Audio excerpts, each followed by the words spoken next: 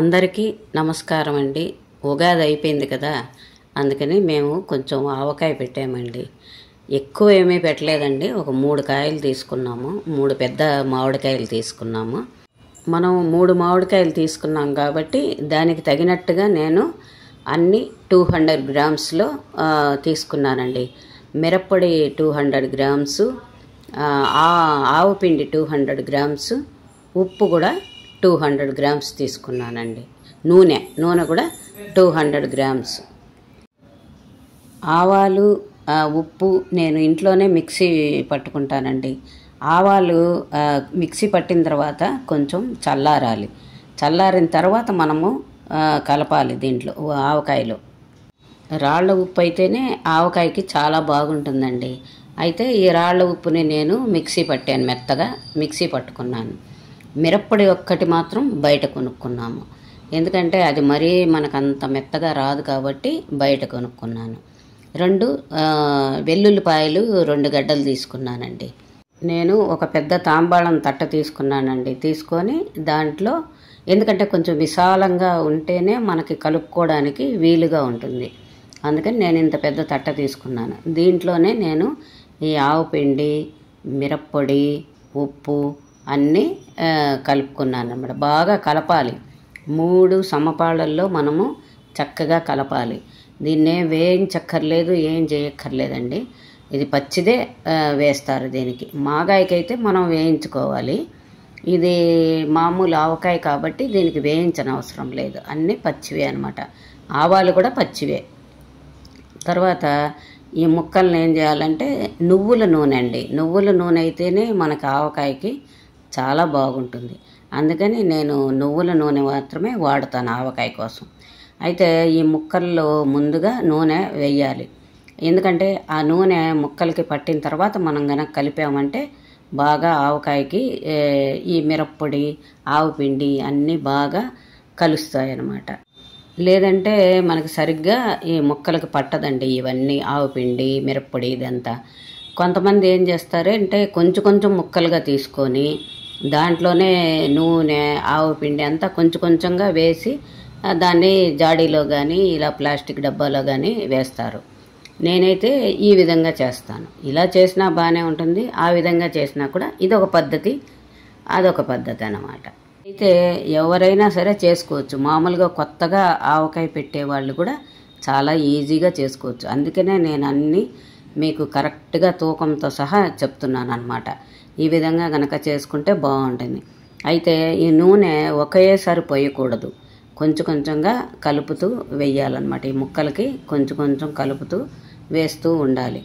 ఒకేసారి వేసేసామంటే కూడా మనకి సరిగ్గా కలవు ముక్కల్లో, కాబట్టి కొంచెం వేసి కలపాలన్నమాట. తర్వాత చివరికి మొత్తం మిగిలిన నూనె అంతా కూడా మళ్ళీ లాస్ట్లో వేసేయాలి. ఈ విధంగా వేసిన తర్వాత, ఈ విధంగా అంతా కలిపేసిన తర్వాత ఒక ప్లాస్టిక్ డబ్బాలో కానీ లేదంటే జాడీలో కానీ గాజు సీసాలో కానీ పెడితే బాగుంటుంది. ఈ స్టీల్ దాంట్లో మాత్రం పెట్టకూడదండి. అయితే పసుపు 1 స్పూన్ వేయాలి. మామిడికాయలు తేగానే ఫ్రిడ్జ్లో పెట్టకూడదండి. ఫ్రిడ్జ్లో పెట్టి మనం ఆవకాయ చేసామంటే ఆవకాయ పాడైపోతుంది. మనం ఏం చేయాలంటే తేగానే మనము వాటిని శుభ్రంగా కడిగి ఆరబెట్టుకోవాలి. కొంచెంసేపు ఆరబెట్టిన తర్వాత మళ్ళీ కూడా ఇంకొకసారి తుడవాలి, ఎందుకంటే ఒకవేళ మళ్ళీ నీళ్ళు ఏమైనా ఉంటాయేమో అని మళ్ళీ ఇంకొకసారి తుడవాలి. మా చిన్నతనంలో అమ్మ వాళ్ళు తలకి పోసుకొని, మనం పూజలు ఏ విధంగా చేస్తామో ఆ విధంగా తలకి పోసుకొని ఆవకాయ చేసేవాళ్ళు. దేవుడికి దండం పెట్టుకొని ఆవకాయ బాగా రావాలి, అందరూ తినాలి అని చెప్పేసి నిష్టగా, మనం పూజ ఏ విధంగా అయితే నిష్టగా చేస్తామో అదే విధంగా ఆవకాయ కానీ వడియాలు కానీ ఇవన్నీ కూడా నిష్టగా చేసుకోవాలి. వంట అయితే మామూలు స్నానం చేసుకొని చేస్తాము. ఈ ఆవకాయ వడియాలు మాత్రం తలస్నానం చేస్తే చాలా మంచిదన్నమాట. వీటికంటూ ఒక విశిష్టతలాగా చేసేవారనమాట. ఈ ఆవకాయలు కానీ వడియాలు కానీ ఇలా తలకు పోసుకొని చేస్తే అదొక పద్ధతిగా ఉంటుంది అన్నట్టుగా వాళ్ళు చేసేవారు. నాకు అదే అలవాటైంది. నేను కూడా అలాగే తలకు పోసుకొని చక్కగా చేస్తానన్నమాట. ఇప్పుడు ఇవన్నీ కలిపేసిన తర్వాత మనం దీన్ని ఒక సీసాలో వేసేసాం కదా. ఇప్పుడు మెంతులు 1 స్పూన్ వేసేయాలి. వేసేసి తర్వాత ఈ వెల్లుల్లిపాయలంతా మనము ఆ తోలంతా పైన ఉంటుంది కదా, అదంతా తీసేసి దాంట్లో వేయాలన్నమాట. ఇదంతా కలిపిన తర్వాత చూస్తే నాకు ఉప్పు కారం కొంచెం తగ్గినట్టు అనిపించిందండి. నేనేమి టేస్ట్ చూడను, ఆ వాసన బట్టే నేను కనిపెట్టేస్తాను. కనిపెట్టేసి దీంట్లో ఉప్పు కారం తగ్గింది అనిపించి మళ్ళీ ఇంకొంచెం ఉప్పు కారం వేసాను అన్నమాట. ఇప్పుడు సరిపోయిందనమాట. మనకి కమ్మటి వాసన వస్తుంది. అప్పుడే మనకి తెలిసిపోతుంది ఇది కరెక్ట్గా సరిపోయిందని. నేను ఆ విధంగానే చెప్పేస్తాను. ఈ మామిడికాయ కనపడిందంటే చాలా రకాల ఆవకాయలు చేసుకోవచ్చండి. ఎన్ని రకాలంటే దగ్గర దగ్గర 30 రకాల ఆవకాయలు చేసుకోవచ్చండి ఈ మామిడికాయలతో. పెసర ఆవకాయని, బెల్లం ఆవకాయని, ఆ విధంగా చాలా రకాల తొక్కుడు పచ్చడి, ఇంకా ముక్కల పచ్చడి, ఇలా చాలా రకాలుగా మనము ఈ మామిడికాయ ఆవకాయని చేసుకోవచ్చు. చాలా బాగుంటుంది. ఇప్పుడు ఆవకాయ అంతా రెడీ అయిపోయింది కదండి. మనం ఒక జాడీలో కానీ సీసాలో కానీ దేంట్లోన్నా వేసి తర్వాత ఈ విధంగా క్లాత్ కట్టాలండి. కట్టి దాని మీద ఒక ప్లేట్ పెట్టాలి. ఎందుకంటే మామూలుగా అట్లే డైరెక్ట్గా ప్లేట్ పెట్టేసాం అనుకోండి, అది ఆవిరిలాగా అయిపోతుంది.